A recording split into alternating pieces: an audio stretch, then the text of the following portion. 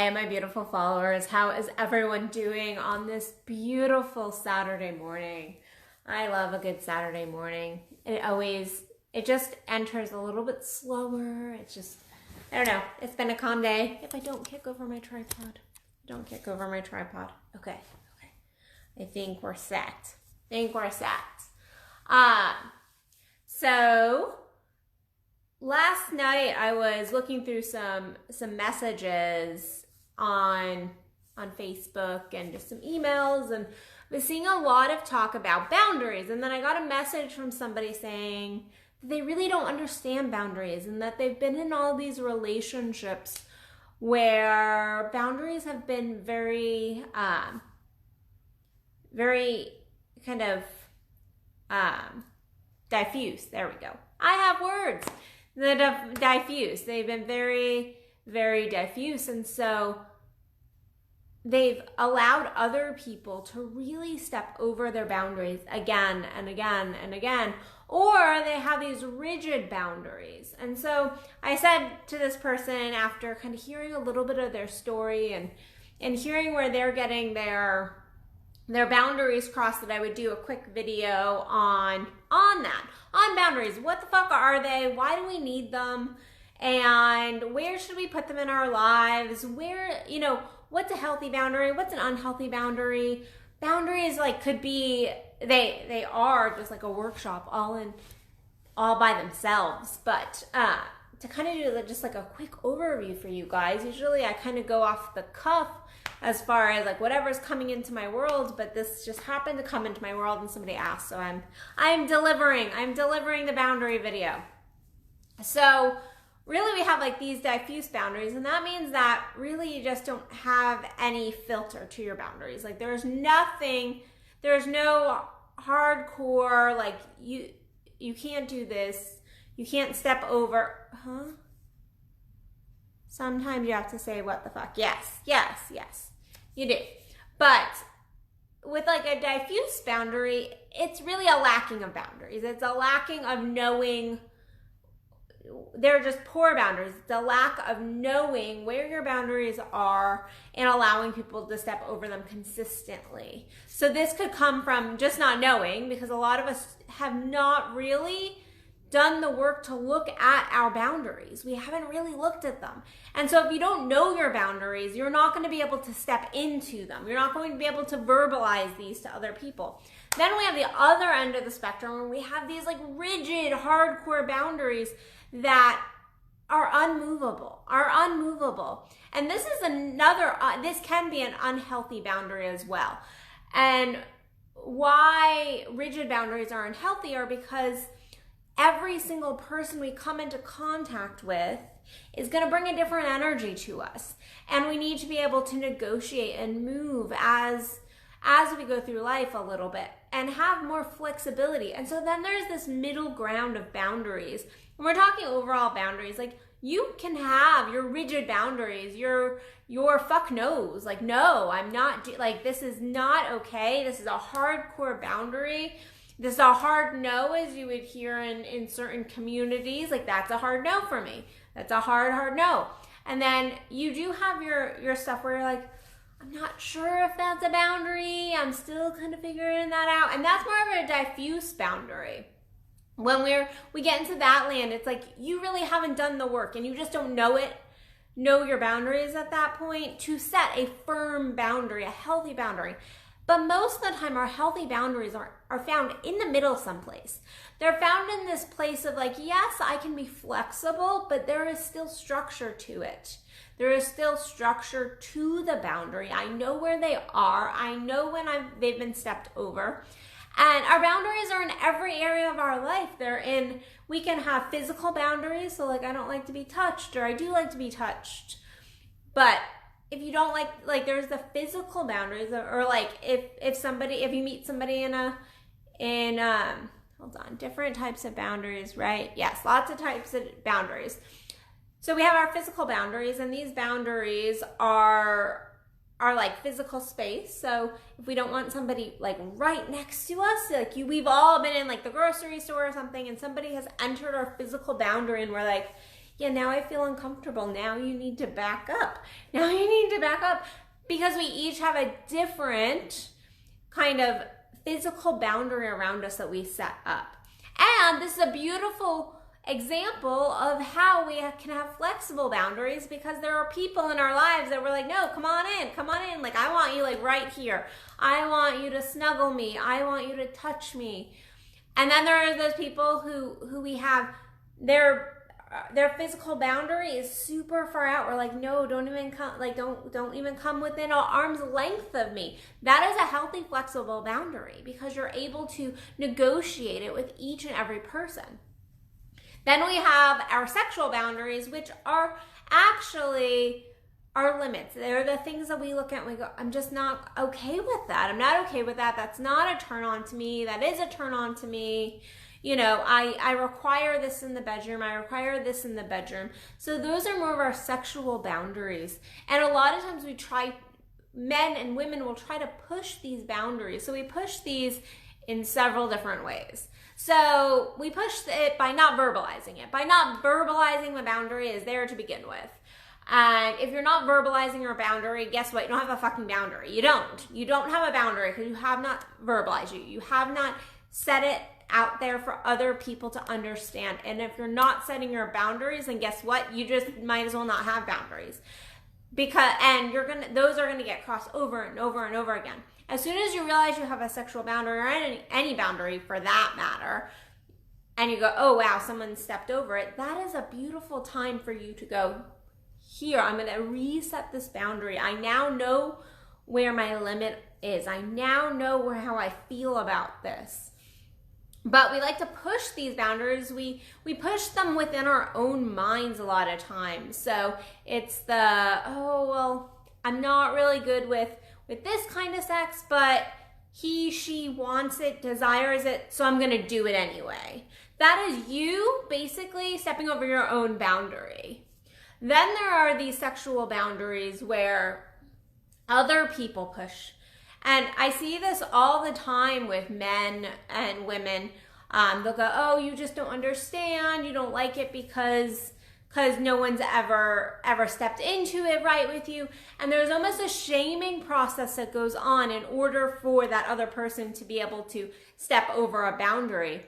When in truth, though there can be this flexibility in our sexual boundaries, this communication in our boundaries, like, I think if you're not talking about your sexual boundaries especially, but lots of other boundaries, but right now we're focused on sex, if you're not talking about these different boundaries, then you don't know where the flexibility is, because you might have some flexibility. There may be some flexibility in those sexual boundaries.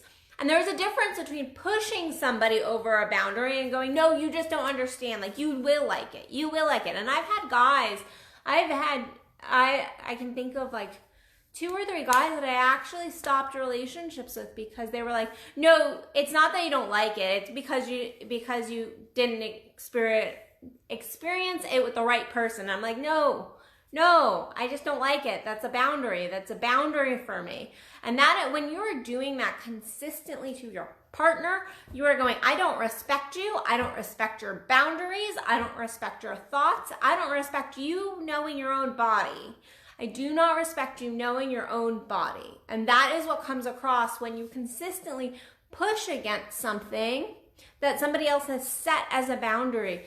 And because I am a sex and relationship coach, I hear this all the time, this pushing of the sexual boundaries instead of just a communication. There is a difference.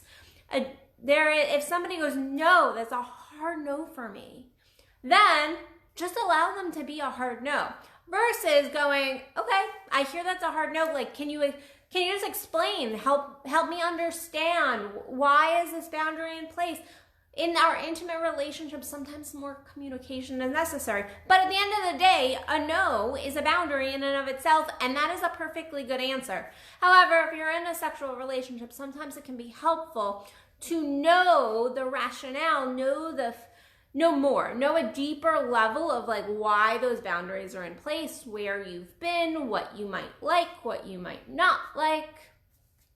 But you can also set boundaries as in like, I need you to spend, 20 minutes having, oral sex and just really connecting with me in different ways before we do penetrative sex. Like, that's a boundary. That's a soft boundary, but it's still a boundary.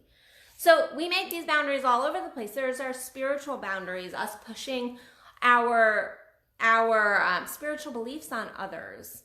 And there are our emotional boundaries. And this is a huge one because this one goes into every single one of our other boundaries. Not that the other boundaries do not impact, but our emotional boundaries impact us so greatly in all areas of our lives.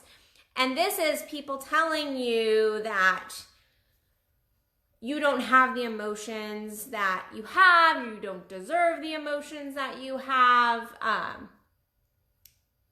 Emotional boundaries can be very, very tricky.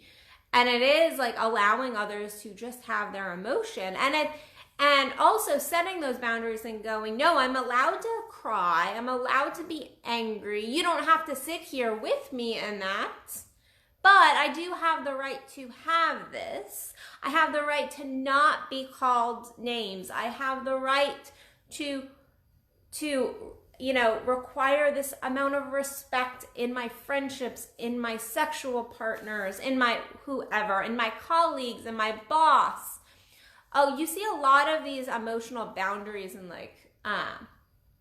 we are supposed to basically learn emotional boundaries from our parents, but a lot of the times when we're kids, we do not have our emotional boundaries really nourished, because we're told, oh, just stop crying. Oh, this is stupid. You're just crying over nothing. I'm gonna give you something to cry about. Like, we've all heard these things, and so that is pushing someone's emotions aside, saying they don't matter, and not allowing somebody to just have their experience and really go, no, you can't treat me like this. And this is something I see all the time that happens when we're very young, that we learn, and then we continue it on. We suck at boundaries as adults in at least the Western world. We do not oftentimes listen to someone's no. We don't listen to someone's time boundary. And so there are so many different boundaries. I can't go into them all today. Hold on. I'm about to stick my finger in your face. Okay. But I can't go into all of the boundaries today. I have something in my eye, obviously. I'm just falling apart today on the side. But emotional boundaries are important. Sexual boundaries are important. Our time boundaries are important. That tells somebody your time, what matters to you doesn't matter to me. And that's actually, all that gets into love languages. When we do not respect someone's boundaries, oftentimes we are stepping over their love language as well and cutting off love. So if you are not appreciating somebody's sexual boundaries, guess what? You just potentially broke their love language. If you are not respecting their time boundary, you potentially just broke love with them. Individuation, yes, kind of separating from parents. But I love all the noting. Lots of psychological terms getting thrown out on this live.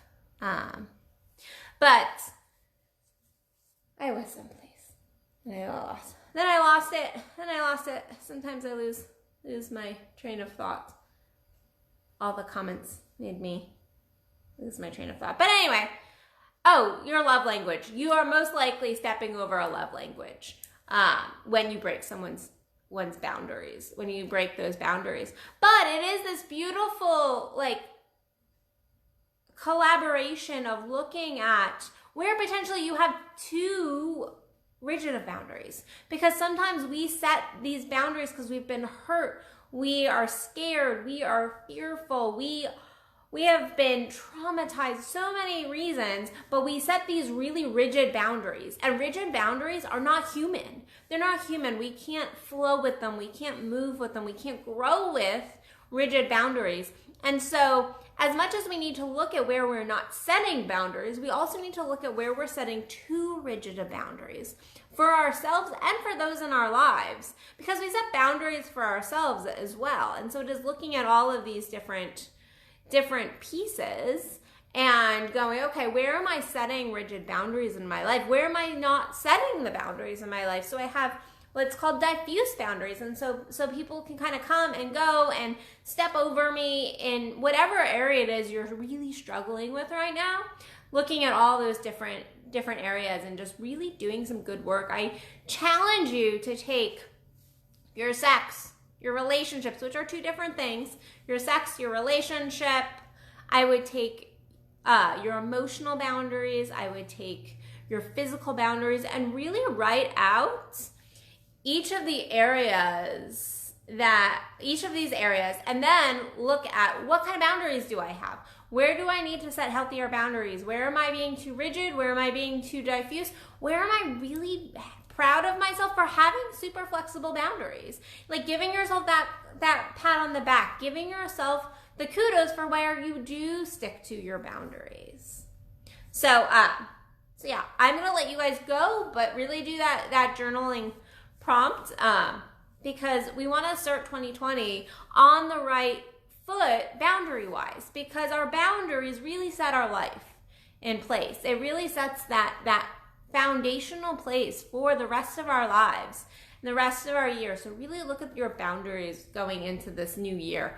And I'm sure I will do another video on this, because this is, when you talk boundaries, there's so much in this. I mean, like, when I was a therapist in training years and years ago, when I was in grad school, like, we talked about boundaries in pretty much every class. Like, I think I have a master's degree just in boundaries.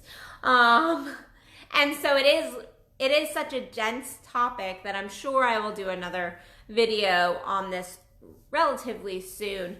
But I did want to get this video out for that person who was really struggling and really wanted to know more about boundaries and the different levels of boundaries. So if you want to know more about me, if you want to check out some information on Tantra, which has some beautiful lessons in boundaries, beautiful lessons on space and energy, please check out my Soul of Tantra global course coming up in the next few weeks. It starts on January 22nd, and then in the Dallas area, I have so much going on in the Dallas area, so much going on. I have a Tantra reboot. I have Aphrodite Circles, which is a free women's group.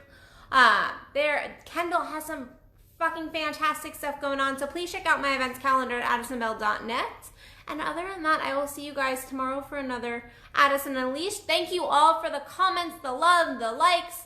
Just jumping on here. I appreciate the support. I would appreciate you sharing this video if you think there's somebody that could get something out of it. And other than that, I'll see you guys tomorrow.